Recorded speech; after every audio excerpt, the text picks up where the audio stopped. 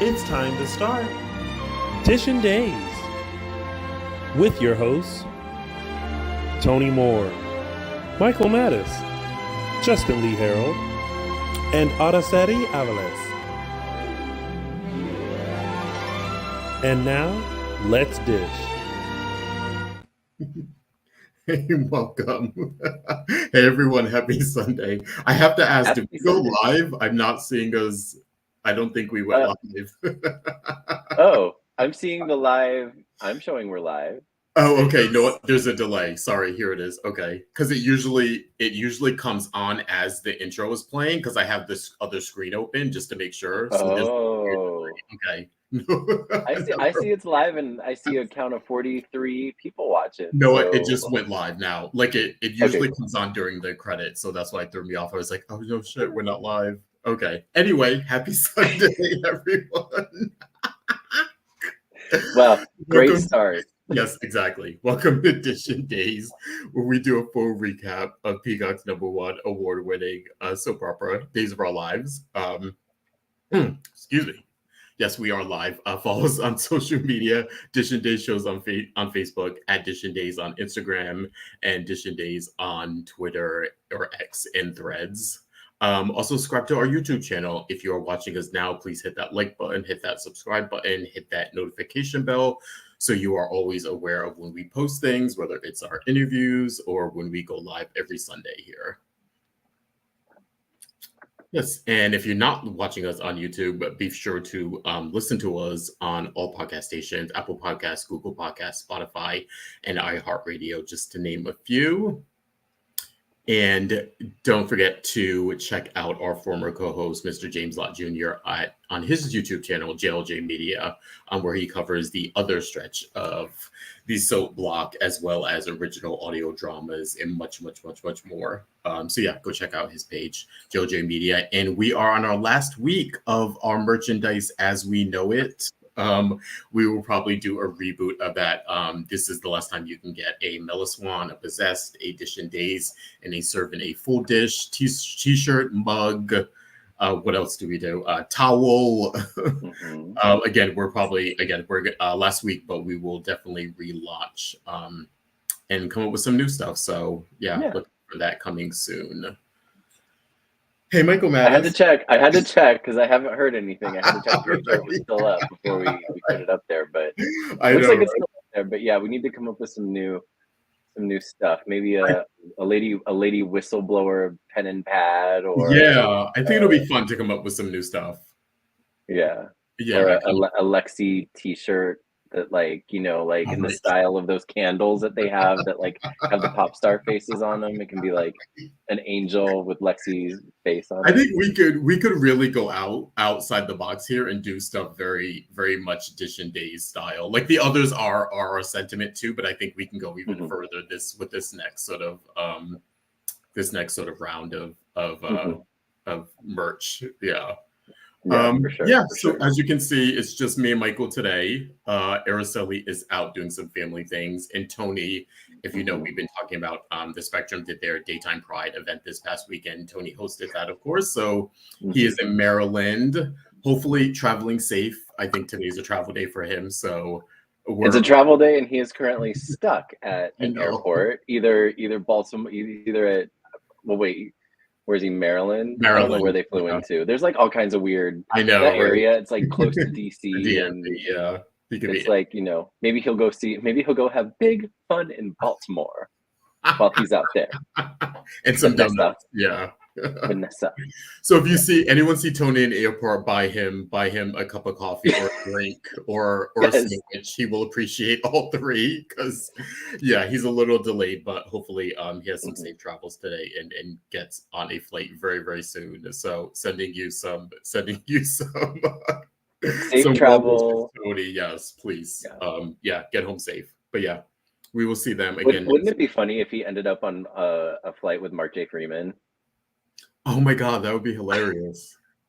I think Mark Freeman, he's he does international flights, but it would kind of be funny. Or no, he did the one where the cast was coming back from. He did one. Yeah, you know what? Not a crazy idea. He may just be. Pretty soon we'll get. Was Tony's mom at the event yesterday? Someone just said it's travel day for Tony. I saw him and his mom at the event yesterday. Oh, that'd be fun. Wow. Oh, I don't know. I didn't know she was going to be there. That's funny. Cool. Oh, yeah. I've only seen a few pictures. I know George Blackman in our chat room went there. Yeah, give us a little bit of the lowdown, George, as we do the show. And if anyone else was there, send us pics. Yeah, spill the tea if there was any tea. Yeah. How was the food? Yeah. That's what I want to know.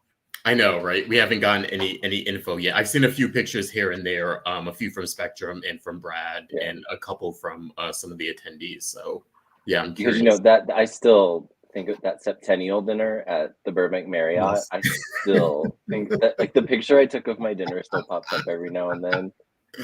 Oh, so good. That was a fun night. That was a good one. That was a good night. And the food was we're good. We're just gonna share memories for an hour. We're not gonna talk about days. It's gonna shoot the shit for now. I know, since it's just the two of us. You guys don't know, me and Michael, me and Michael are the two that go to parties a lot together, and we will get sequestered in a corner and just have fun by ourselves, and we don't need much. Exactly. We'll spend the party talking and drinking and just having our own little fun. Yeah. Just our musings. Yes, exactly. And we'll see. Maybe this Tuesday we'll have a little fun too. Mm-hmm. Maybe we'll tell you about that soon. Maybe.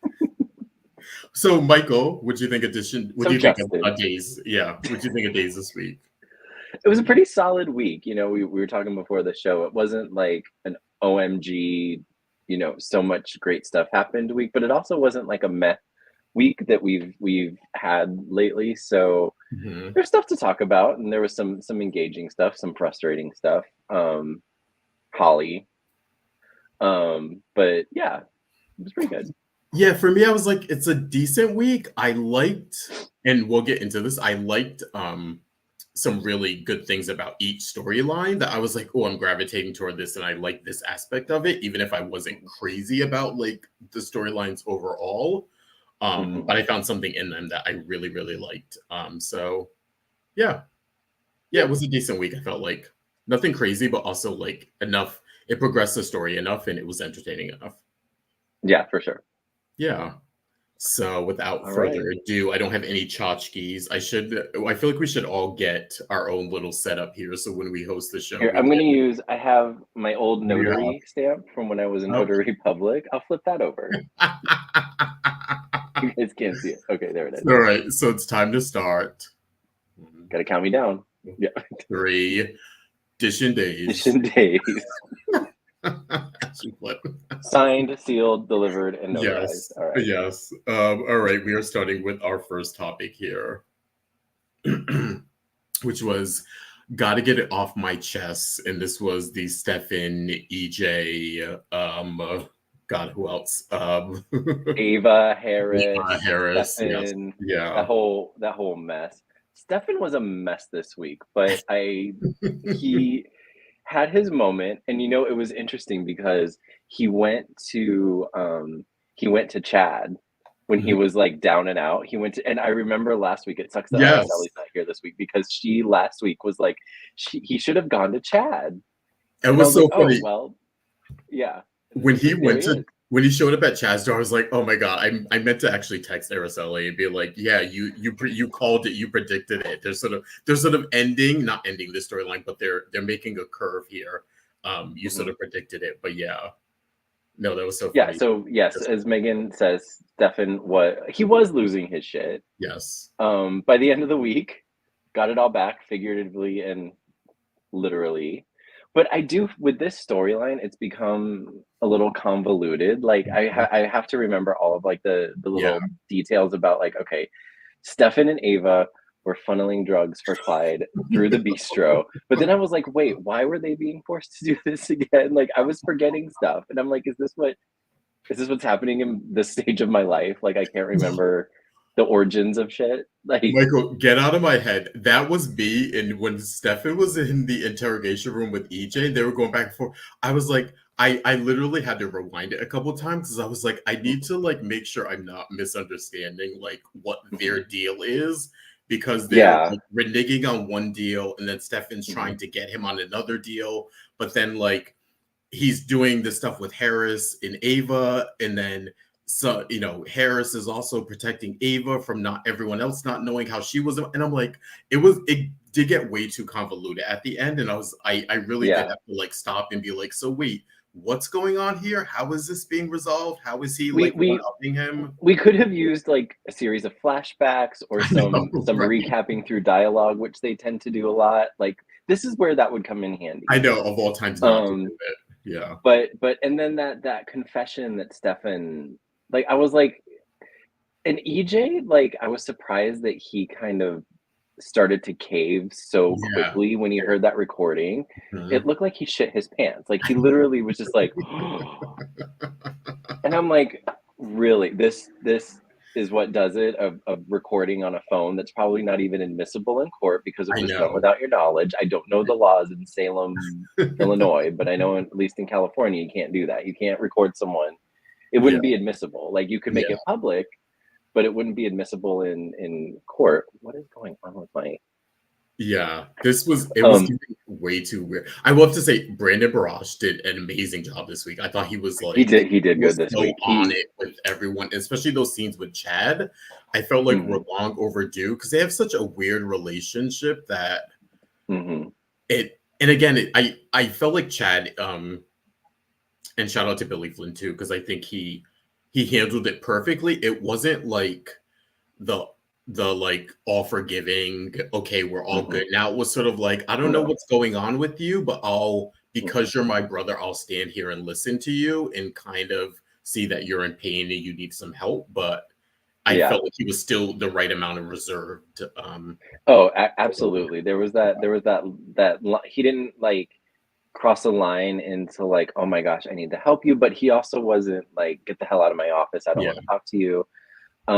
I did find it interesting that they brought up I did find it interesting that he brought up the Abigail stuff, because that was like, I just didn't see it coming, I guess, and like the remorse about that, and I'm, and I guess that was just like the way for them to like, get Stefan grounded, to have that conversation with Chad and kind of just like get over what he was dealing with. And then so he could, take the Milton Bradley chessboard to EJ and do the little game. However, I do like, because, they've gone through like how many years now, 2 years, ever since, Stefan came back as Stefan. He and EJ have been playing these stupid like games with each other, like they were for control of the company. They were drugging each other and blah, blah, blah, and just doing all of this. Like, this is the way, and I just kept thinking, I was like, okay, this is the way Demiris handle shit. Like a game of chess. Even with that 5-year-old, 5'8", H5 and up chessboard. Even with that, I was like, this is actually good. And I liked that. It's like, okay, we'll settle it with a game of chess. That's how Stefano did shit. You know what I mean? Like, it's so simple. It's non-violent. It's you're not drugging somebody or, doing these childish things. And so I kind of like that Stefan was able to, even though the recording was kind of like, even I was like, EJ wouldn't have caved for that, but I know it was very kind of weak, I thought. And correct me if I'm wrong, it wasn't the recording right then, it was the night before, right? It was when I think it was the recording from when they were in the Demira mansion. Yes. And EJ was like telling him what his, plan was. Okay. That's what I thought. Was like, oh, you're sending me to, where is he sending him anyway? North Korea. Yeah, which was like, I was like, wait, is he joking? And I was like, oh, he's actually sending him to, like, that thing kind of not made me mad, but it was like, I don't know, I've been annoyed with EJ lately with the whole like hate stuff, but especially with this where I felt like he's going so hard on Stefan, and yes, I understand like they have this animosity towards each other, especially like the last couple years, but also like Stefan's leaving, like, you know what I mean, like he's getting rid of him. So I felt like, oh, you could like be a little bit more gracious to the guy, like you're finally getting rid of him, like you're sort of also trying to like stick it to him, and it's like, dude, like he gave you all his money, he gave you all his power, he's given you everything he has, all in exchange for like safe passage out, which was like a little weird too. I'm like, okay, well, can't he broker his own safe passage out with all of those? Like, you know what I mean? It was like, yeah, I don't know. Yeah. That part was a little murky. So I was like, okay, well, what's EJ gonna do? And then he was like, oh, I got you. Which also the trade wasn't even either. He was like, I got you a fake passport and I got you safe travel to North Korea, but that was it. It's like, I was like, yeah, oh, he's not putting him up in like the lap of luxury. He's not hiding him in like, 5-star safe house. Like, I don't know. That part of it was kind of like, oh, like you could have done that yourself, really? Like you couldn't have brokered a fake passport from someone or traveled anywhere. No, Yeah. Stefan definitely could have. Like, I mean, I know he's like in the world of Demira, he skews more on the right side of things than the wrong side of things. But still, any Demira probably has the means to do that. Kristen does. He could have just gone to Kristen. I know, right? Wouldn't that? Kristen's apparently don't know what Kristen's up to. I know, so that was a little weird. And then I actually was thrown off a little bit with the Chad stuff because I feel like he got clarity from Chad, but I thought he was going to come up with a plan from Chad. Like that's where I thought this was going, because I was like, oh, is like Chad gonna like give him some useful information he could use? Like I know Chad and EJ are close, but I was like, where's this going? Is Chad gonna step in on Stefan's behalf to EJ and like try and like do that? So that's where I thought it was going. We got a little got a little tip. Yeah, a little $10. Michael Manning and Colton are such great guys in Canada. I kept myself together meeting them, and Michael and Colton, oh my God, great good looking. That was George sharing a little tea from the daytime. Hi, George. Thanks. Yeah, thanks. Thanks for the tip. Oh my God. Yeah, so I was a little bit confused about that. I mean, I'm glad they had that scene. I thought it was going to go a different way than it actually ended up going. Yeah, for sure. I thought he was going. Yeah, he didn't seem to be going to Chad with like a help me vibe. It was almost like he just didn't know where else to go. Exactly. You know what I mean? Yeah. With his small little plastic bottle of. Oh my God. And I did like how at the end, like he drank some water, he threw it away, and he got his juju back, and was able to go toe to toe with EJ and pretty much trump EJ. Yeah.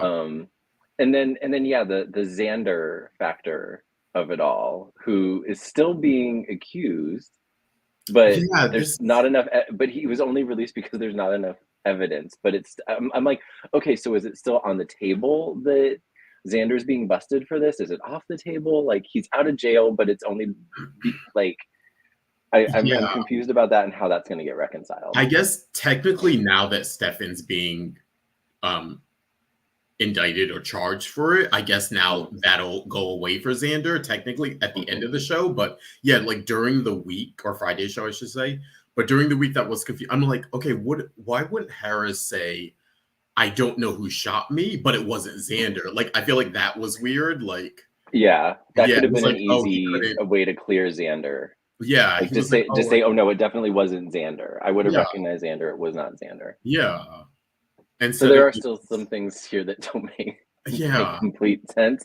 But again, like frustrating stuff like that, like, and then when we get into the Holly situation, I'll get into there's easy solution to these problems. I can't with the Holly thing anymore. But no, so. Let's walk through the ending of it, which I think we're both still confused. It looks like some of the chat room is confused about it too. So Stefan, which also was confusing, why? Because Harris in still what? way back when this all started, remember Xander like put off Sarah's advances to go for a run. Dylan Matthews. Oh, we still don't need. Yeah, I guess that was like a nervous thing or a moving too fast thing. I guess. And someone was texting him before he went running. So we I think that still was the setup. Though. I think that was a setup though from either Clyde or Stefan. I mean, we think it was. Yeah, we just don't know. We just don't know for sure. Exactly. Yeah. I think There's that's still some things we don't know that I've forgotten all that. By the way, that was not even 2 months ago. I know. I felt like they completely dropped that side of it. So wait, what you were gonna? So I was gonna say, You're like, gonna recap something. yeah. So the Stefan thing. So basically, they're dropping the murder charges and bringing it to a lesser crime, and then he's gonna exchange the lesser crime for his testimony against Clyde Weston. Mm-hmm. And then something about his sentencing will be time served. Yes, and so I think the idea is whenever they sort all this out, however long he's in jail will be considered time served, kind of a thing. Yeah, but I'm like, oh, you let him leave without signing anything. You let him leave just on his word, which I don't know if he had a choice in that, but I was like, he could, EJ's an asshole. He could just totally renege on all of this. Couldn't he? I also just assume that whenever people have like recordings, they've saved a copy, and that's just true, kind of a thing. Like, I know he didn't say that, but I just always think like he just dropped it into Google. Like, I know, right? Exactly. He put on the cloud or something. It's like, yeah. But even still, what bugs me is that EJ, as the district attorney, should know that there's like he can release it to the press, but it's not admissible like anywhere. You know what I mean? It's like a low grade blackmail tool, but it is what it is, I guess. I mean, there's a few holes, but also, like, if he recorded him the night before, then what was all the angst about then? Do you know what I mean? Like, what was all that stuff about then if he had this in his back pocket? Oh yeah, true. Yeah, like, why? Like, I mean, there's like so many holes in the story. It was a little like, because maybe it wasn't from the night, but like I was trying to, I didn't make the effort to rewind the conversation to see if he recorded it just then. Maybe someone in the chat room will know whether that recording was from the conversation at the mansion. I'm pretty sure it was the night before, but I don't know if that was like a what do you call it? Like a flub, and they maybe meant it to be that time, but it definitely was, because the dialogue was from the night before. But I felt like it made sense if it was from that day, because like I said, it doesn't, like, if you recorded him, then there would have been a plan in motion to like, go after EJ or something. Like, what was all the angst about then if he recorded him? I don't know. It makes such sense, but yeah. But I mean, you know what, God, let's go with it. They're moving the storyline along at least, so fine. It's not like. And then there's Ava and Stephen Harris and Stefan. Excuse me, Harris. Yeah. Harris and Harris. Stefan. Yeah. Harris, who doesn't care apparently that Ava and Stefan did their thing. I like that. So I like that he's very, and that seems to go with his kind of character of like, anything that happened before me, I don't sweat this kind of stuff. Like, it didn't mean anything. I felt like that it was a nice like surprise. I was hoping that there wasn't going to be a ton of angst with that. So I'm glad that to your point, I feel like Harris has dealt with enough angst, and he was probably like, oh, you diddled him, like that's that's small potatoes right now, And I like that you said it was before we were like officially like did anything or were together. I think it would matter to him more if they had slept together earlier and then she slept with him or something. Yeah, could be. Do we think Ava is Ava, like, it seems right now that nobody's going to implicate Ava in anything, even though Jada was kind of needling him a little bit about Ava. And was just very anti, like, was very anti the relationship. But so other than Jada, like, nobody's really saying that, oh, like, do we think Ava's eventually gonna go down for this too? Or do we think she's just gonna, I mean, she and Stefan are both essentially victims of Clyde. Yeah. But they still didn't, again, an easy solve would have been, hey, this is happening, help us. But you know what, I feel like I'm okay. I actually think Ava's gonna get off essentially, or I wouldn't be mad about it. Yeah, and I'm okay with that, because I also feel like Stefan also isn't really getting punished. He's only really getting punished for the shooting Harris thing, which he did. So whatever, all of this like turmoil and whatever, I don't know if he spends like a month in jail or 2 months or whatever it is. And I feel like a lot of this too, just real world stuff is, I think Brandon Barash, I think this is around the time he had his baby. And so I think they're saying the chat room's been talking about like his paternity leave. So this would be his right out, and then yeah. I think this is a little bit more of an extended vacation for him. So we'll see him probably soon in the next few weeks or something. So I'm okay with that. It's like if Stefan gets a month in jail to cool off and then he gets out and he's scot-free, and it looks like he's going to get some of his money back from EJ. It seemed like that was a little ambiguous of getting some of the money. What exactly, like he's not getting everything back. No, I don't think he's going to get maybe the Demira stuff back and the CEO stuff back, but I think they were like, we'll work out or EJ said, I'll take another look at the deal. So I'm guessing he's going to give him some of his money back. He's going to take another look at the deal. I was like, that would not be good enough for me. With EJ, I'm like, no, I need your fucking signature on this now. Yeah. But no, Stefan was like, okay. Yeah. That was the murky parts of that whole thing again, where EJ like looking like he shit his pants when the recording that he did not submit to came out. And then that Stefan was okay with him just saying, oh, I'll revisit the terms of our deal. I know. Like he could say, oh, I revisited them and decided I'm not doing anything. Yeah. But again, they're moving the storyline along. Yeah, exactly. Love that. It was very Demira, like I just liked the whole Demira, the legit Demira vibe I got from the two of them. Yeah. During the scenes Friday. So yeah, I'm overall I'm happy it's moving on. I think especially if Clyde's not in the mix now, it's really like we can wrap this up. I have no knowledge if we are going to see Clyde again in the next few weeks or if he'll come back at a later date. It's like he and Orpheus, like the way that they just. That's right. Like also, they need to be Orpheus put away is still in jail, right? So we didn't get like any Orpheus stuff during this storyline, which I don't know. Maybe they were. Yeah. So he's technically still in Statesville. Yeah. I guess so. Yeah. So we'll see how this falls out. But I'm okay with this being the wrap up of it. Honestly, I'm okay with Stefan going away for I don't know a month or two. A minute. Yeah. I'm okay with Ava sort of getting off. I'm okay with. Yeah, I'm okay with sort of putting a bow on this one right now, at least. Yeah. Move on to something else. Yeah, exactly. Was that it from that one?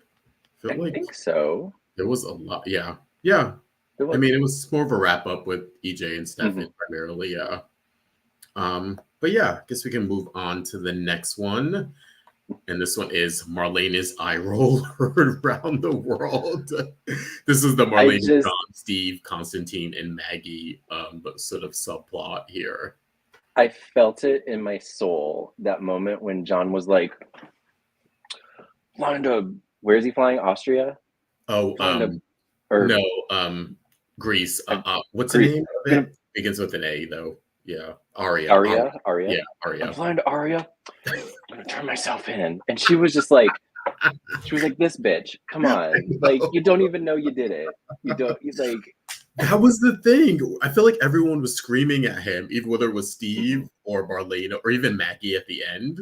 It was like, wait, we don't even really actually know what happened. It's still like I said last week. There's still some ambiguity here that I feel like. I don't know. Do you actually think they're going to make John the killer here, or do you think it's going to be something else? So I was on board with that until the last scene when they were at the living room with Maggie and Constantine stopped him from going and said, "John, I forgive you." He was like, "No, John, I forget." And I was like, "Oh, he didn't do it." And Constantine knows he didn't do it. I actually read that differently.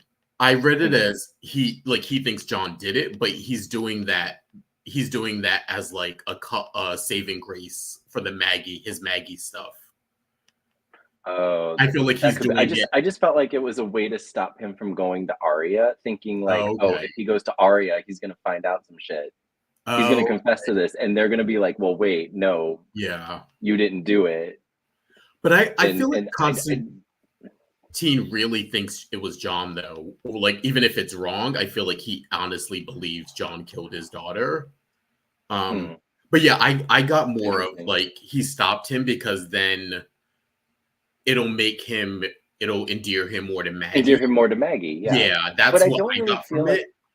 But I also think in his mind, Constantine is thinking, I'll get my revenge on John by I still have him as the pawn. So like he can have the best of both worlds kind of thing. But it's like if John goes away to prison, I lose that part of it. And then maybe Maggie doesn't like me because I sent her friend to prison. Got it. The chat room seems to be on the side of no, he wants John to stay to be his pawn. Oh, yeah. And not that he's stopping John. I took it as, and granted, we only saw that one line. We didn't see any conversation afterwards yet. I just took it as, oh, he's trying to stop John from going to Arya. Yeah. Because he knows he didn't do it, and he's gonna find out if he goes there or find out some other stuff. And I do feel like Constantine feels like he has made. I feel like in his mind, he's made good inroads with Maggie and Sarah. Yeah. Which we saw this week. Xander's like, no, bitch is raggedy, ain't having it. And so, but I can see why you would think, oh, it just wants. Like on one side, I feel like he thinks he's endeared enough to Maggie now, or he's making enough good inroads where he doesn't need to do anymore. But yeah, I can see that too. Yeah, that's sort of the way I took it. But I don't know, like it's sort of like everything's out in the open now. It's like, okay. Because on one hand, but also like the John stuff, it was like, okay, everyone's screaming, we don't even know if you technically did it. Like we don't know the circumstances. And I think Marlena brought up she was like, wait, like how are you going to confess to a crime you are not 100% sure you did? 2, there's no evidence. Like, what are the authorities going to do? You're just going to show up and be like, remember that cold case from like 30 years ago? Well, anyway. Do y'all have Dateline? No, he's going to show up and be like, do y'all have Dateline here? I need to talk to them. Right. You're like, I killed this woman, Katerina, but what's her Milianakos or whatever Constantine's last name is, and then they're gonna be like, oh, how'd you do it? And he's gonna be like, oh, Steve, like what do you say? You still haven't gotten anything. So Steve is an interesting factor in this because he just seems very, and I mean, and I think it goes beyond that. He, like, John's beef with Steve is like, oh, you knew this, you kept it from me. Blah blah blah. But then Steve still is like, even though it's out in the open, like what is perceived to have happened, that John killed this girl, that he is still deeply like troubled. You saw it when he was helping Johnny put the party together for Paulina. He's distracted. He just seems so like not at ease at all. I think there's more to the story, and whatever that more is, Steve knows and is keeping to himself, and it's starting to like eat at him. And so that's kind of my takeaway from this week. I'm like, there's still something out there that Steve knows and is not saying, because he just does not seem all at ease about anything. Yeah, I feel like there's so much of the story that's unnoticed. Like, why? I think they mentioned it, I don't know if it was this week or last week, but they said, I guess the daughter came to be in the mix because Constantine and Victor were fighting for the underworld of Greece, essentially. And so that's why I guess Victor sent Steve and John, the pawn, there to either, I don't know if it was clear if he sent them to either threaten Constantine or to kill him. I don't know. And maybe the daughter got in the way. I don't know. I feel like they haven't filled in all the blanks yet to kind of get there. And I feel like that's what we're moving towards. But I don't know. I feel like there's something there. There's clearly more to the story that we don't know. There's the perceived truth, which is, they went there, Steve was outside, John killed the daughter. And John's just running with it. I feel like if he did, they're not. I don't know. So sometimes they don't want to make the person so evil, even if it was against their control. So part of me is wondering if they are going to make John this killer, even if again, if it was, or are we going to get some sort of story that it was an accident, or the daughter accidentally killed herself or hit her head or something like that. And yeah. Because the thing is always that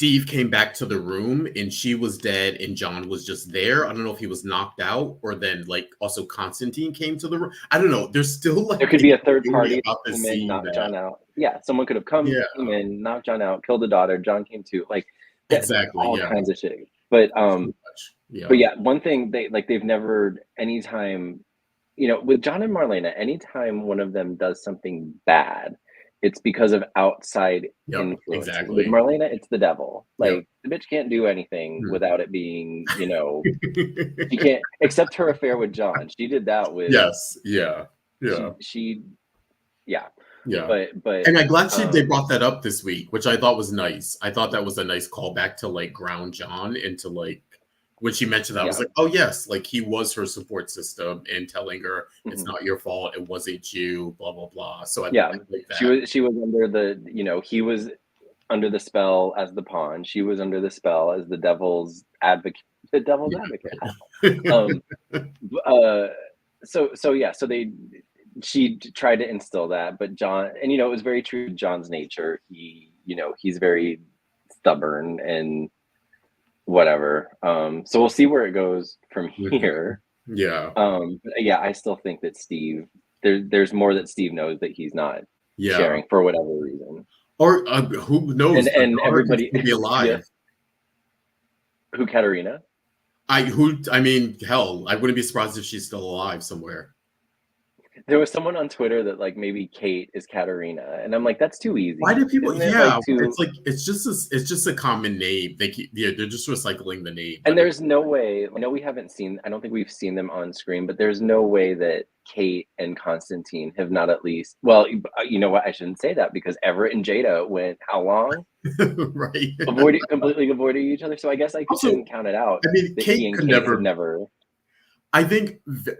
Also, I think Kate is probably technically young enough to be Victor's daughter, but I don't know if she's young enough to be Constantine. I don't think we're supposed to see Constantine as that old to be like a father to Kate. So I don't think, I don't know why people think. I mean, it's just a similar. And also, like, Katerina is really only the name Stefano used to call her. That it's not technically her name. Her name's no one else calls her Kate. Kate or Katerina. No. So I mean that's just wishful thinking, but the you chat imagine room if it was Kate, like of all Kate. Oh my God, how weird! You know, stranger things have happened, I guess, but I don't think that's just too easy. And the chat room is wondering, and I guess now I'm wondering why Marlena isn't hypnotizing John. It hasn't even been brought up. I thought that's what they were going to do. It's everybody's go-to. Like whenever they're like, Marlena, come on. I need to remember these memories out of me. I have to tell you, I usually don't like the hypnotizing, but I actually was surprised. I thought that was going to be the next logical step when Marlena was like, no, John, don't go kind of thing. I thought she was going to say, let me hypnotize you. Or he was going to say, can you hypnotize me? I want to know this for sure. I want to like reclaim those memories. And they completely skipped over that. It went from John's like, I did this to an hour later, he's ready to hop on a plane to like turn himself in. And I don't know. He was being so overly, I mean, I understand like wrestling with your past, but he was being so overly dramatic about it. Yeah. We're talking about John still, right? John. Yeah. I was going through the chat room. Sorry. No. Like John in his advanced age is just very dramatic. Very dramatic. Everything just very loud and very dramatic. Oh God. I mean, I don't know. I'm hoping for something interesting out of this.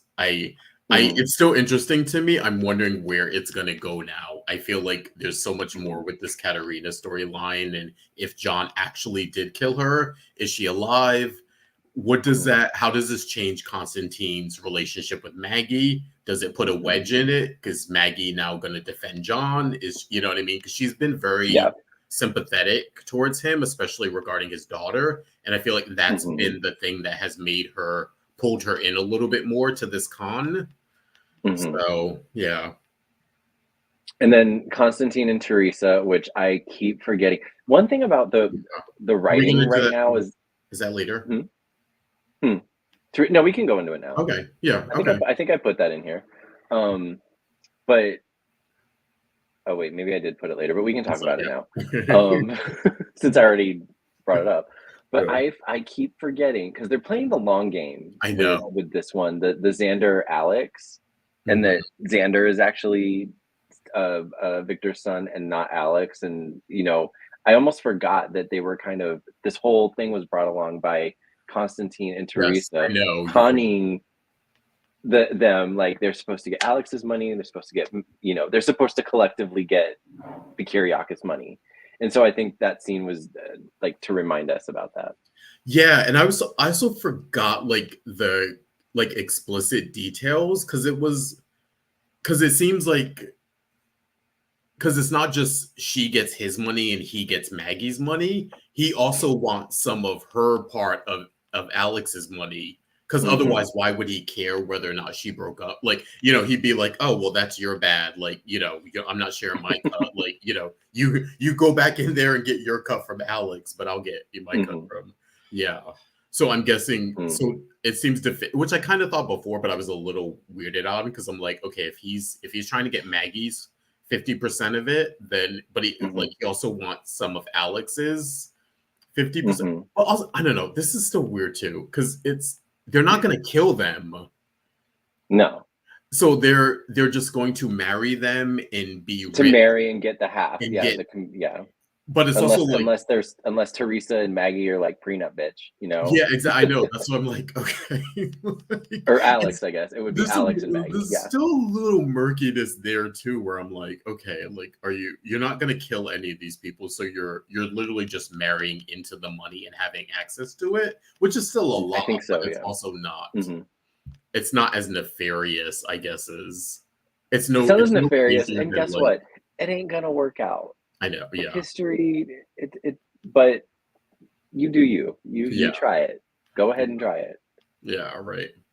So yeah, I mean, yeah, we have that, which I don't know. I kind of enjoyed the break, honestly, from Constantine and Teresa, that little forced matchup, because she's very much, I don't know, she's very much against the Maggie portion of it.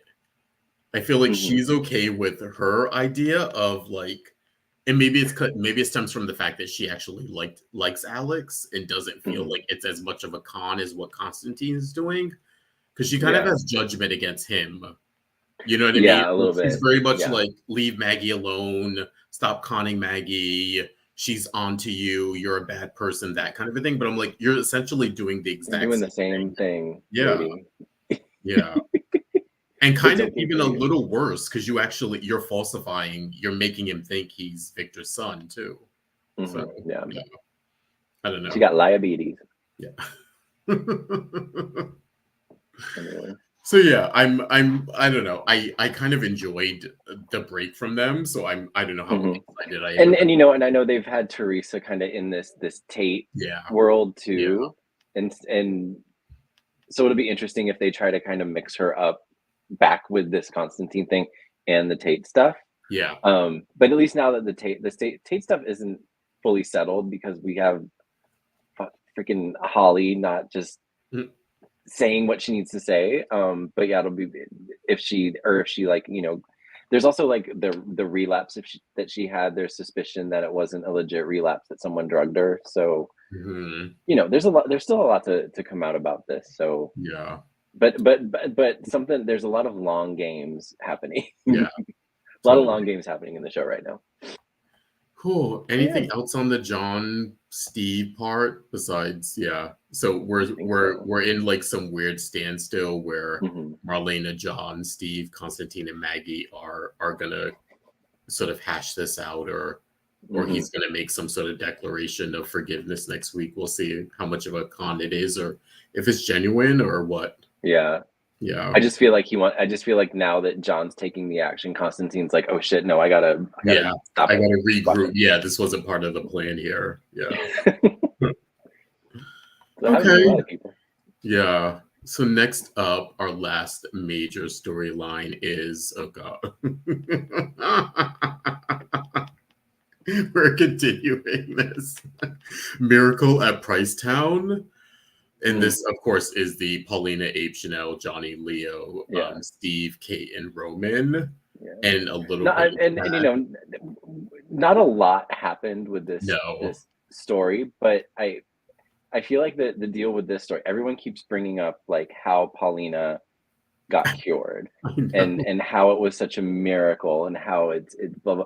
And I'm wondering if that's going to be like this story going forward, like if people aren't going to believe it, if somehow Paulina may have like, and I had a thought, I was like, oh, what if Paulina was faking all of this? But then I'm like, does that hold water? Because remember, she didn't like the doctor at the very beginning, and she wanted to switch to Sarah. And I'm like, oh well, maybe she had an agenda there. Maybe she was doing this to garner sympathy from the public somehow, or what. But I just feel like it's keep getting mentioned, like, oh, it's so unbelievable, it's so blah blah blah. So I'm wondering if this storyline, that's where this is going to go, where it's going to be heavily questioned.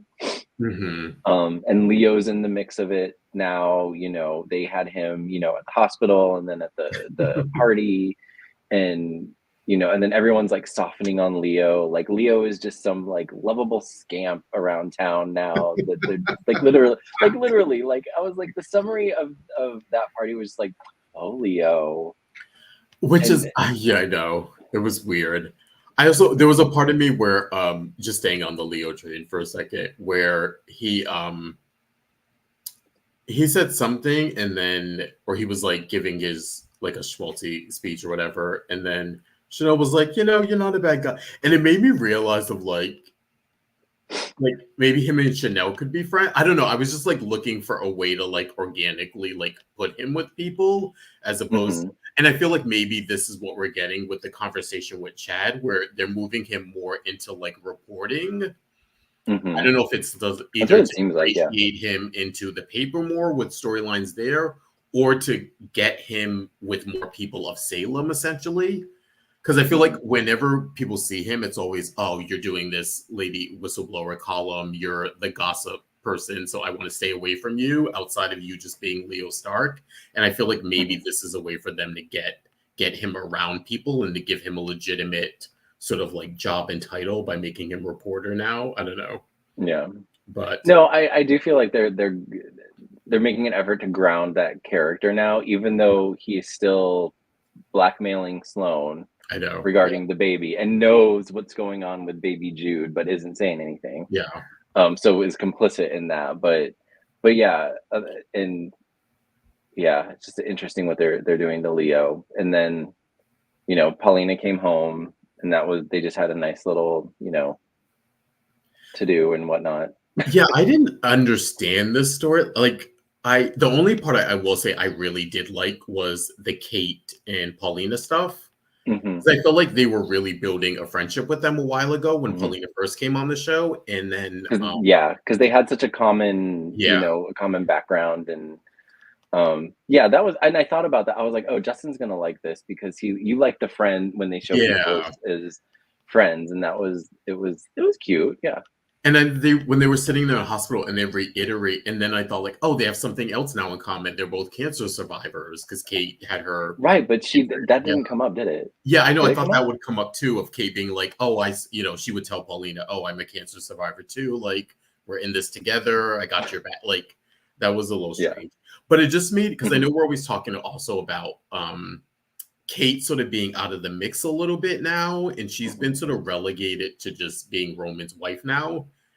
I love her as Roman's wife. Don't change that part. Keep her with Roman. I like that. But also I'm just like, okay, maybe Kate needs to go and work for Paulina again, like she did when she was with Abe, and be like, was she like the communications director or something like that? Like, I was thinking like Kate for deputy mayor here. Can we get Kate on the ticket with Paulina or something, or get her? And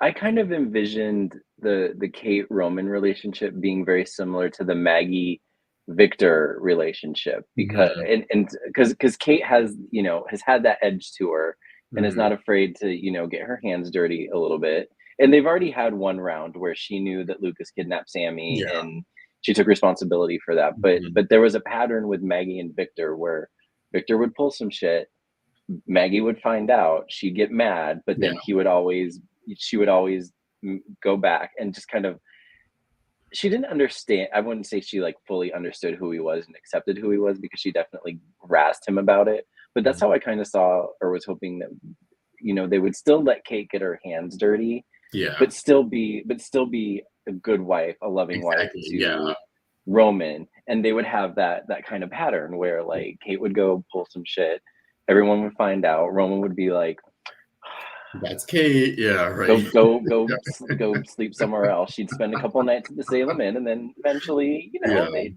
make up and she'd come back. It's like, that's my Kate. Yeah, that's okay. Yeah.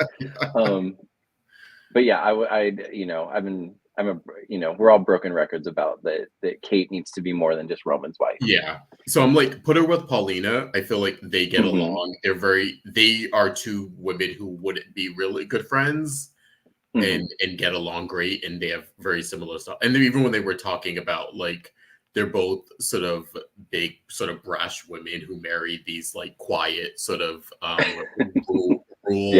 reserved men kind of thing. Yeah. So I was like, okay, that's another sort of characterization that they have in common. As long as it's not like Kate becomes manager at Price Town. I know. Some shit. Like they build the Price Town. And Kate's like, or even when before Paulina became mayor, I thought of like, oh, wouldn't it be great if Kate and her worked together as two business women, or, you know, she hired Kate as like a vice president in her company, something like that. I'm on the Paulina sort of Kate train of put them together. I'd be down I kind for of it, thought she would mention Lexi to her. I like that Abe mentioned it to Rome, because I was like, you got to tell somebody. Like, I mean, and then Roman, it was kind of like I don't know, it was like a miracle, but then like, okay, thank God, Lexi, thank you, but it didn't like lead anywhere or anything. I don't know. The storyline didn't really. It seemed like too much of a continuation of last week when everyone was celebrating it, and then it was just another celebration this week. So I didn't really get it. I don't know. We'll see. But then Chanel and Johnny got to have their wedding night. Yes, that's right. They didn't even wait to go to the Horton cabin. They were like, Cinnamons right here. Let's go. They're like, they were ready. Yes, we need to consummate this marriage. Well, we do know they are. I think they made plans to go to the Horton cabin, so maybe we'll see that as like an adventure, a little something. Yeah. So yeah, that sort of wraps up. I think we've officially maybe put the kibosh on Paulina as well now. Like that storyline, it seems to be possibly tied up in a bow, I guess. Her and Abe. For now, yeah. We'll see. I still feel like there's something about her miracle that we don't know that, but I don't know what that is. But maybe it is the end. Maybe they're just gonna move on. Yeah. Cool. So I think that was it for our top storylines. Before we move into our tidbits, I want to do a quick reminder of follow us on our social media, Dishin Days Show on Facebook, at Dishin Days on Instagram, X, and Threads. Please subscribe to our channel. And if you're watching us now, please take 2 seconds and hit that like button, hit the subscribe button, hit the bell notification, so you are aware whenever we post new content. And you can listen to us on Apple Podcasts, Google Podcasts, Spotify, and iHeartRadio. Yes. And last week too, buy our merch at dishindays.threadless.com. Go pick up those last few designs before we do a rebrand coming soon. And then they're gone forever in the vault.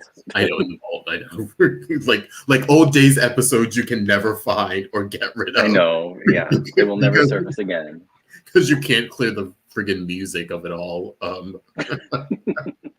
And last but not least, go check out our former co-host JLJ Media on his YouTube channel, where he covers the rest of the soapbox in addition to original audio dramas. Yeah. So tidbits, I think we don't have the usual three. We have two today, two major ones.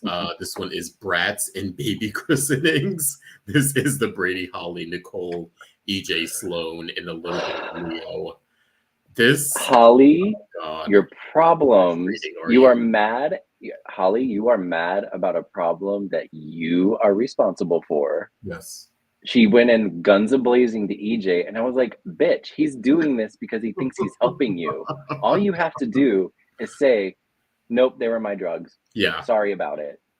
Show some remorse, and then it can all be, you can ease your guilt, which you clearly have about Tate being punished for it. And yeah, Nicole will be upset. You will be disappoint your mom. Big fucking deal. She'll get over it. She's your mom. She will still love you. She may be mad and disappointed, but she will get over it. And then there's Nicole and EJ who like aren't seeing the side. Eric is more suspicious of her than, and maybe but maybe that's makes sense. Maybe mom and stepdad don't want to acknowledge what they're seeing, and it takes Eric to because Eric was side-eyeing Holly the entire week. He was just like, okay, yeah, if you ever want to talk about anything. With a little push from Brady, I feel like Brady gave him that talk, and he was kind of like, okay, you know what? Now that you mention it, I did get a little sense that she was hiding something. But yeah, this storyline to me is still like I said, it's still like, it doesn't like fully gel for me. I think I feel like there should be much more nuance that they're not having. And I feel like every once in a while someone will address it and then it immediately goes out the window. Like, what do you mean? What do you mean exactly? What I mean is, like, I understand EJ has no love for like Brady or Tate. That's no relationship there. But Nicole should be more torn up about this. I feel like there should be some more nuance for like, and we got a little bit of that this week when she was like, yeah, I was gonna say like kids, like it, Tate's in a halfway house. What's his life going to be like? I kind of felt like it should be up to notch more. And I also got it when Brady was talking with Eric and he was talking about Holly and he's like, I know Holly's a daughter to you. And I'm sitting there thinking, well, then Tate's his nephew. Like there should be more, you know what I mean? Like, again, there should be more concern there. I feel like they're acknowledging this relationship he had where he was a stepfather to Holly, but they're not acknowledging that he's actually Tate's uncle. And there should be more, I don't know. It's just weird. It's stuff like that like pulls me out of the situation a little bit. Yeah. I feel like everyone, no one's really angry or riled up about it. You know what I mean? Like, I feel like Tate is carrying this whole storyline on his back. Like Teresa and Brady are doing, they're doing their part too, but like, we get his rage when we see him and he's like, I'm stuck in this situation. I literally did nothing wrong. This girl won't tell the truth, but I'm also conflicted because I do care about her and I like her and I hope she's well. So I'm not going to push her or really like give it to her and yell at her or be angry with her. He's like towing that line. Then his parents are, he's wondering if they're doing enough for him. And like nobody else is like rallying for this kid. And it's like, really, like, I don't know. He should, as many people were worried about Holly, also know Tate and grew up with him too. You know what I mean? Outside of like, the fact that he was a Teresa, like Maggie knows him just as well as, I mean, Holly's her granddaughter, but right. Yeah. Tate's Brady's son. But yeah, it could all be solved very easily. Holly.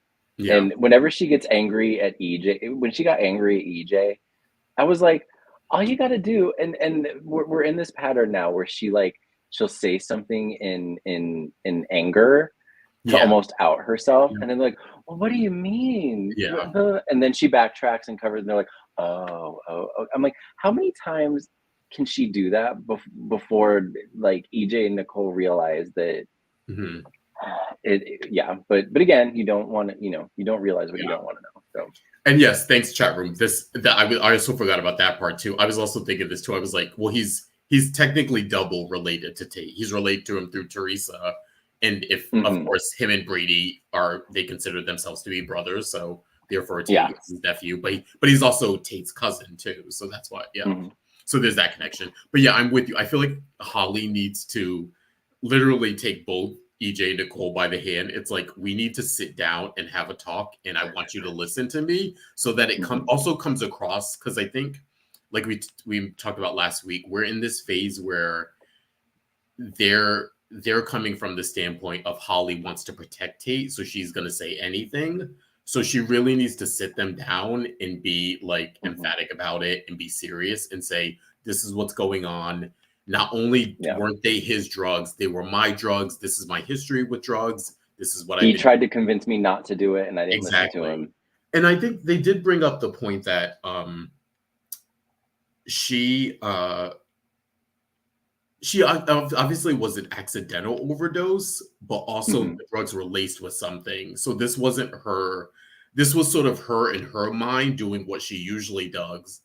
I'm going to take a pill or two. I'm going to get a little high and have a little experience, and that's it. Like she's, I feel like that's also something that she can sort of use or be honest about that.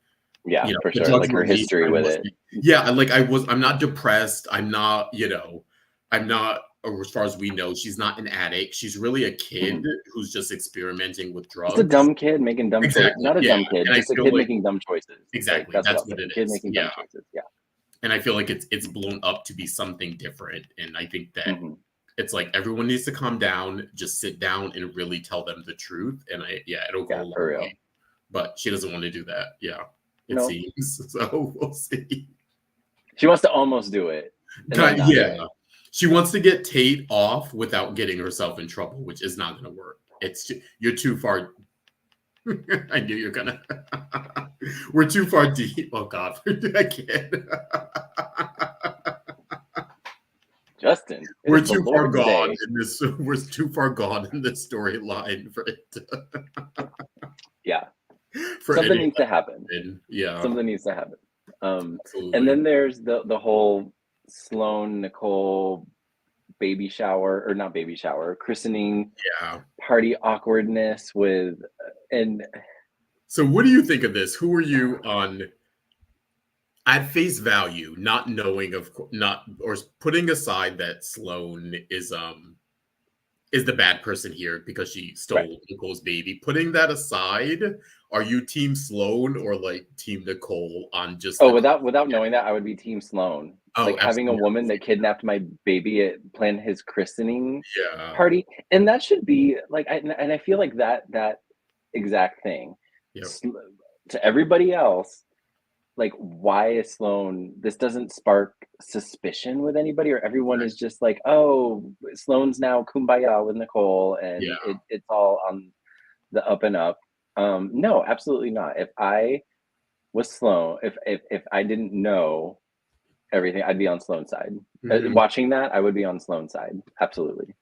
Yeah, it's sort of like I have to put that part of it aside because I'm like, why is everyone like? I love Nicole, and I know she's coming from a good place with this, but in no way why are people even looking at Sloan crazy for not like jumping on board with this? Like, why would you want to be planning your baby's christening? Like, these are two, and Eric kowtows to this too much.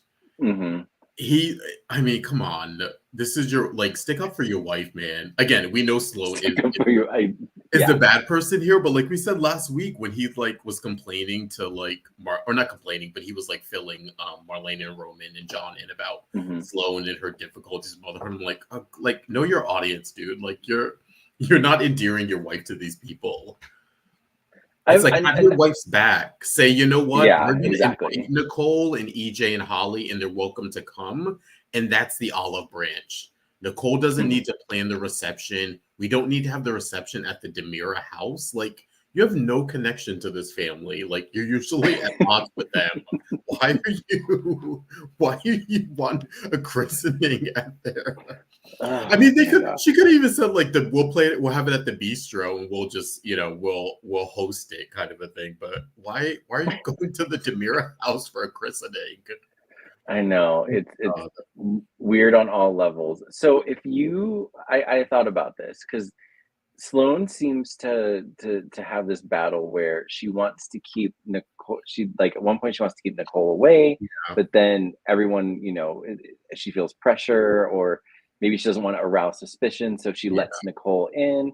And I'm like, if I was in that position and I knew I had someone else's baby, like would you do the Kristen thing where Kristen made when Kristen had Susan's baby, Kristen made Susan the baby nurse and kind of kept her close. Keep your friends close, your enemies closer. Yeah.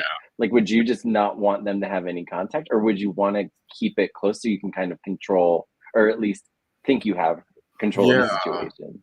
That's an interesting question. Yeah, because you don't want to. You also don't want them to be close. The fear is like, oh, if they're close and she keeps having this connection to the baby, she's going to figure out and somehow prove that this is her baby, even though she seems like over that now. Yeah, it may come back, and if she has access to the kid, she can easily be like a new DNA test. Exactly, right? Or do one on her own and not tell anyone. But then to like force her to stay away, it would arouse suspicion of like, why do you have such a problem? Why do you have such a problem, Nicole, being around your kid? So it's a tough spot, and Sloan can't do this forever. She's shown that she has cracks. Yeah, Sloan has cracks. She's no Kristen DiMera when it comes to having someone else's baby. Totally. So it'll be. I'm interested to see how it actually goes down, because eventually it'll all be unraveled. Yeah. And just to see how it unravels, and it should be good stuff, hopefully. Mm-hmm. I think Sloan is just racked with guilt. It's like she can't even think straight to figure out what she should do, whether it's keep Nicole close or not, or because at the same time, like, as much as Eric pushes this on her, it's like you don't want to fight too much, and we feel like she sort of gave into him, and then sort of later had second thoughts, and then sort of went back to, okay, like, you can host a christening, whatever. I feel like it's her guilt creeping up, and so she's all over the place. She's just ready to like burst. I don't know. Part of me thinks deep down, she sort of wants it to be exposed. You know what I mean? Like, even though she doesn't. Just to relieve herself of to relieve herself. And this is where a funny thing where I think Leo comes in, where I don't like the blackmail thing. And I think I like that she pointed out this week where Leo was like, oh, how come you got Melinda to be the godmother? And like, you let her have access to the baby and blah, blah, blah. I can. And then she's pointing out, she's like, well, Belinda's not blackmailing me. She's an actual friend to me. And it made me think, like, I would like this storyline more, or I would like them two better if they were friends in this. I kind of feel like they would actually make good friends, Leo and Sloan. It's the blackmailing part that like gets in my way. I feel like, I don't know. Another thing I forgot is that remember there were two DNA tests, and Sloan, they're in the safe. Yes, in the DiMera house. So the proper paternity. Yes. That's a little nugget that they're kind of leaving. That's right. I keep forgetting about that. Outside. Yeah. And it's in the DiMera safe, in the DiMera house, where now the christening is taking place. The christening's going to be. Yeah, I know. Maybe we're in for a great week. I admittedly haven't watched the promo yet. So we'll see. And Gail G may need a little history lesson about Kristen and Susan. Oh. Because she was like, Kristen had Susan's baby. So it was actually EJ when EJ was born. Kristen had a miscarriage, and in order to try to keep her relationship with John, Stefano hired Susan, who, when made up a certain way, looked like Kristen and was also pregnant, to kind of be like a surrogate. So they would switch, they would switch places, and then Susan would be Kristen. And so once Susan had the baby, the solution was, okay, Susan's going to be the baby nurse, and Kristen is the mom. But it eventually was unraveled, and all that. That was EJ. That was when EJ was a baby. Yeah. That's EJ's. That was like a brief history. That was a brief history of a very long, drawn out storyline. By the way, it's like 3 years of storyline, right? Yeah. Oh, that was good stuff, though. Yeah. Oh, that was the best. Oh, and there's Dimitri. Dimitri's still. I can't remember how they left him now. Oh, he's like in maximum security. Yeah, he's. Oh, he's in jail. That's right. Yeah, he's like, because he ran away. He got on the sub. Didn't he run it? But then, I forgot. No, he made the deal with to like protect Leo or something. That's right. That's right. Like, the deal that also didn't make. Yeah, that was another deal that didn't make sense. Didn't make 100% sense, but okay, we went along with it. Open arms. We went with it. Yeah. But also Leo, I don't know, we're getting, like we mentioned, Leo in the other story, where we're getting a kind of softening of him, but not really. And then kind of, he has a very nice attachment to Jude, which I kind of like. I don't mind that. And I feel like everyone is just flying along with it. Like Eric's totally fine with it now. I'm like, why are you so fine with Leo Stark? Like, being close to your baby. I feel like Brady was the only one who had like a natural reaction. He was like, what? Like Leo Stark, like with your baby? Like, I don't get it. Why are you tolerating this, Eric? And it was like, Eric's just in his own, I don't know. He's like Mr. Dad, where every nothing else matters but this baby Jude. Dad brain. Okay, dad brain. Well, we'll go with that. I don't care about the wife. I don't care about I don't care about the baby's mother. All I care about is this baby. The baby. Yeah. Was that it? I mean, we already went into Teresa and Constantine and. Xander's free and the conning everyone. Yeah, was there? They're conning. Teresa, Constantine. So I do like that Xander's especially suspicious. I like that. I like that. That's not being like Constantine isn't fooling everyone. That's a part of this whole thing that I do appreciate. Someone has to stay on the Constantine is bad train, and it makes sense that it's Xander. And Xander is like, nope, he's still raggedy. Nope. Yep. And I like that Sarah's kind of on the fence too. Like she kind of is like, I'm okay with him, kind of, sort of, but also like I'm keeping an eye on him. I don't fully trust him, so I like that part too. I like that she very much isn't falling for his stuff, but also was that it? I think that was it. Yeah, I think that was it for this week. I can't remember anything else. I know that was. I know. But it was a lot of different storylines. So we did get one of those weeks where every little thing was touched on, and a lot of people were in the mix. Yeah. So that was your week of days, and now we're going to move on to our segments. Of course, Tony and Araceli are not here, so we don't have 3 snaps or It's a gift. It's a gift. Yeah, I was like, it's a gift. It's not a gift today. Yes, we are going to start with Michael's.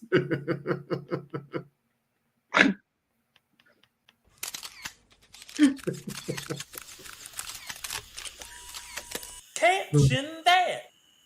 All right, this week's Caption That photo comes courtesy of the slap heard around Salem that did not, unfortunately, slap the mustache off of Stefan's face, which so many people submitted that caption, like, I'll slap that, or damn, the mustache didn't come off, or something. But this week's caption goes to Days Caps by Kat Lucas on Instagram.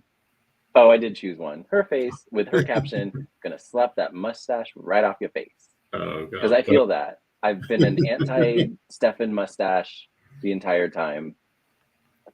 Maybe when he comes back from paternity leave, it'll be off. Yeah. Babies. Yeah. The hair, I've noticed, like, when moms have babies, the hair gets chopped off because, babies tend to pull things. So we'll see. But thank you, Days Caps by Kat Lucas. Yeah. And next up we have Those Were the Days. Yes, I am taking you guys back to March 18th, 1987, where we had the incomparable Jane Elliott make her debut as Angelica Devereaux. This is a character that I really miss, and I miss Jane Elliott playing. I know we had Morgan Fairchild, who's like an icon in our own right, like come on for the last time, but I feel like we need a little bit of a retcon of that. We know Angelica is no longer around, but I'm up for bringing Angelica back and bringing Jane Elliott back. And quick synopsis for those that don't know, Jane Elliott, of course, Angelica Devereaux, mother of Alex, former lover of Justin Kiriakis, and also Harper Devereaux, who's Jack Devereaux's dad. So she was Jack's also stepmom, who she had a great relationship with. And then she was sort of the sort of foil in the Adrian and Justin sort of love triangle in the early days. Fun fact for some of you who may not know, Jane Elliott played, of course, Angelica, so she was Justin's love interest on here, and also to this day plays his mom on General Hospital. Well, that's funny. Elliott, yeah, I know. It's always been a weird sort of fun thing with them. But it works on both. If you watch the old clips of them, they work together as a couple, and then you watch them on GH, and they work together as like mom and son, and they just have that like actor chemistry that like you can put those two together, and it's great. But also, in fact, Jane Elliott is actually best friends with Deidre Hall, so they're really good friends too. Oh, okay. But yeah, she retired a few years ago from GH, but they've been bringing her back recently for like these small stints. And so she is currently on GH doing like an extended sort of storyline there. But I would be in full-fledged of bringing her back 2 days as in resurrecting Angelica, because we still got Alex on the campus now. Mm-hmm. We have the stuff with Victor that, you know, he's the dad, or no, he's not the dad. So we have that to sort of clear up. He's not the father. Yeah, he's not the father. Well, and the people in the chat room were pointing out that Judith Chapman, who we last saw as Diana Coville. Diana Coville, Leo's mom. Yeah. Played Angelica. And she played her for a couple brief years time. ago. Yeah. She played her, and then in a Halloween episode a few years ago, she. And we know that because she posted it on her social medias that Judith was filming it days around, I think, Thanksgiving or like end of the year. Yeah. So and you know, the assumption is that she's coming back as Leo's mom, but with all of the back from the deads we've gotten in the past few years, you know, Justin, you keep saying it would be great because there's so many connections on the canvas right now. Maybe it's as Angelica. You never know. Yeah, we never know. Yeah, who she's coming back as. But yeah, that was March 1897. We had Jane Elliott debut on Days, who I'm a big fan of, and just like if we could find a way to get her back, she's just a really phenomenal actress, and like I feel like that character, like we said, is needed now and would fit right in with a lot of what's going on here. So for sure. Yeah. And next up we have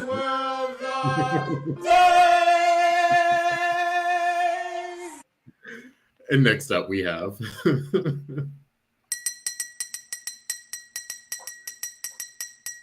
news and gossip. We are first starting off with a little bit of a reunion, maybe like reunion of a reunion.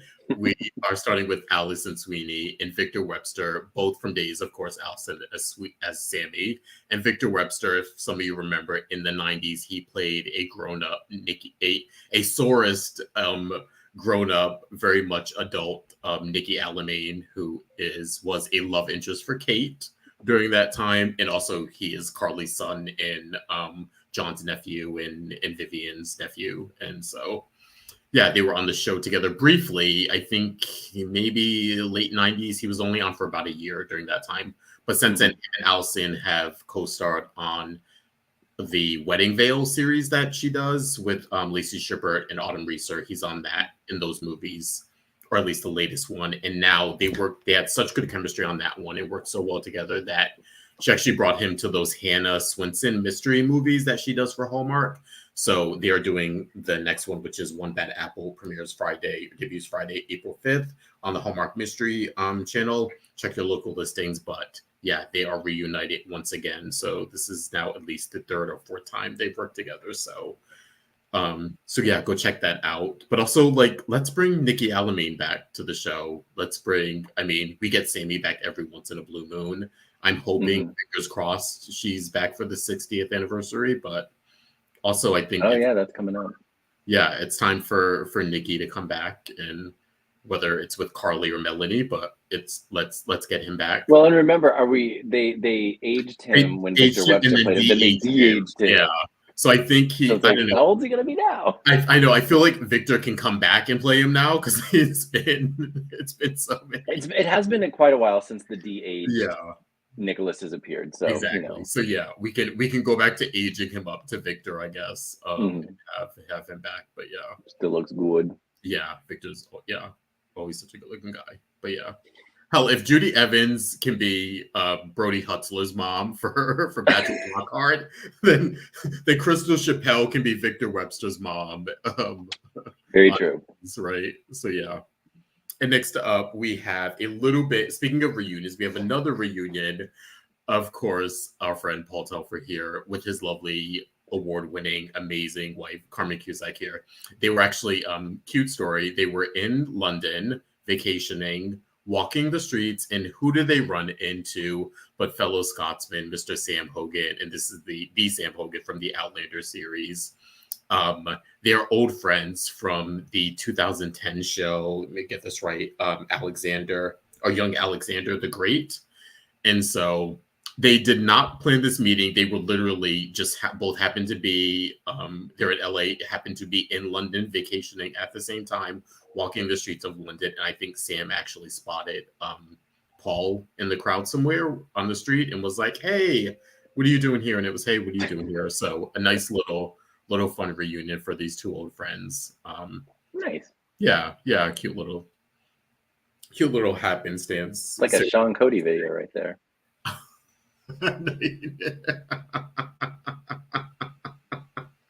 Moving on. Oh God, moving on. My inappropriateness. Send out a very, very special happy birthday to our friend Raven Bowens. Her birthday is actually today, celebrating her birthday. So go give her a shout out on social media. Happy birthday. And if you've been following her, she's been doing this whole like fitness journey to sort of come up to her birthday. And if you've been following her on social media, she's been working out a lot and getting healthier and really tracking it. And she's just doing amazingly well. And so go show her some love and support and wish her happy birthday. So yeah, happy birthday, Raven. And next up, we have, again, the reunion we mentioned, I believe, last week of Jack and Jennifer. They are doing a live Zoom. It is Wednesday, April 24th, 7 to 8 p.m. Eastern. This is with Eventbrite. Tickets and information, eventbrite.ca. This should be a fun one. I think Matt and Melissa are always great together, and there's just so much history with them. So that I think that Zoom will be really fun and interesting. And last but not least, we have the Day Players are resuming their nationwide never-ending tour. We got into this a little bit with Eric last week. We had Eric Motzoff on the show. Go check out that interview. Go check out last week's show where we interviewed him. So check that out. But yeah, they've added. He did tell us that they've been adding some dates the past few weeks since we last talked about it, and he even told us that they are going to be even adding a few more. So stay tuned for that. But they are continuing. They are picking back up on April 20th and going all the way through September 8th. Pretty much the Midwest and East Coast, everywhere from Illinois to Michigan to New York and Connecticut. Not only are they doing the Day Players band shows that they're known for, they have also started doing these intimate sort of private dinners that they're doing. If they're in an area for more than like a couple of days, they'll do a show on one day and like a private dinner on another. So if you want to go to the show, which is amazing, we've seen them play 2 or 3 times now. Yeah. So it's always a fun show. You can also get a more intimate experience with them at the dinner or vice versa. But yeah, go check that out, thedayplayersband.com for all tickets and info. Thanks. Yeah. And that was. News and gossip. Yes. And before we head out of here, I think we have a little sneak peek of what's coming up on Days. If you see something. What the hell? Kristen Tamara, you do know that she is crazier than a loon. Say something. You're being oh so sympathetic to the poor guy. Who cares if he's a lying sociopath? If you say something. Sorry. So sorry. I have something to say. Look out. The drugs I took weren't Tate's. They were mine. I'm sorry, Mom. Sorry, honey, for what? Days of Our Lives, streaming now on Peacock. She ain't gonna say it. Eric's gonna keep the secret, and his bullshit's gonna keep going.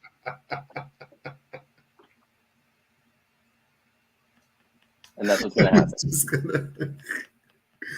Oh God, I can't. was just gonna say, I was literally just gonna ask, do you think we're gonna get movement on it? No. So Michael Mattis says no. I say we'll see. I don't know if the Leo stuff is gonna pan out, but I'm hoping the Holly stuff. Well, at least she told Eric, so at least the cat's somewhat out of the bag. We'll the cat's out of the bag, but Eric is such a pushover. She's gonna be like, "Don't tell Mom, please. I don't want it." She's gonna be like, "Okay, Holly, I won't tell your secret." As they let Tate rot in the halfway house another week. I know. Again, to your point, Tate's his family too, but yeah, you never know. Anyway, we'll see. Maybe I'm wrong. We'll see. Yes. Well, we will cover all of that on next week's show when we return. Next week's Easter. We haven't discussed the Easter plans yet, so stay tuned. This mess of a show. We may be here, we may not be, but we'll let you know as soon as we know. We'll let you know as soon as we know. Yeah. We're on a week-by-week basis now. Week by week. Yeah. But thank you for joining us. Yes. Yeah, we went a while. I thought we were gonna. We did go a while. We were like, this is gonna be the shortest show ever. I know. But again, we say that, and then we start. I feel like we do, Justin. 2 of us or 4 of us, we will fill up at least an hour and a half just talking about dates and find something to talk about and laugh about and be silly and just enjoy it. Yeah. Yeah. Well, anyway, thank you for joining us, and we will see you all next week. Yes, and you can follow Justin on Instagram. Follow me on Instagram at Justin Lee Hareld. And you can find me on Twitter and Instagram, or X, whatever you call it now, at ML Mattis. Follow all of us on social media at Dishin Days Show on Facebook, at Dishin Days on Instagram, and X and Threads. All righty. And that's it. Yes, we made it. See you guys next week. Take care. Bye, everybody. Bye, everyone.